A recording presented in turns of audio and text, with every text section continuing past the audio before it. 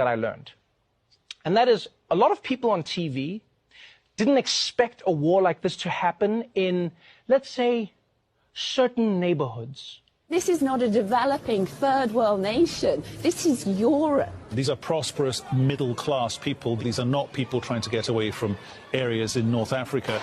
They look like any European family that you would live next door to. What could be a difference here from other conflicts, that could seem very far away, in Africa or Middle East or whatever. I mean, these are Europeans that we're seeing being killed. This isn't a place, with all due respect, like Iraq or Afghanistan. This is a relatively civilized, relatively European, I have to choose those words carefully too, city where you wouldn't expect that or hope that it's going to happen.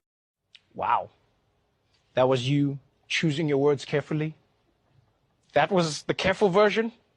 So what were you going to say if you weren't choosing your words carefully?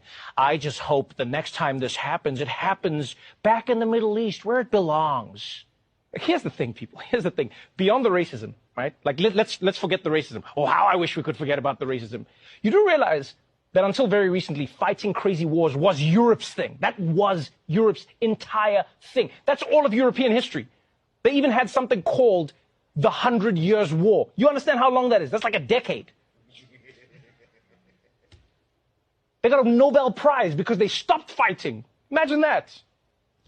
Now people are going to be like, oh, to see this in Europe, to see this. Like, I'll tell you now, I don't know about you, but I was shocked to see how many reporters around the world, by the way, seem to think that it's more of a tragedy when white people have to flee their countries.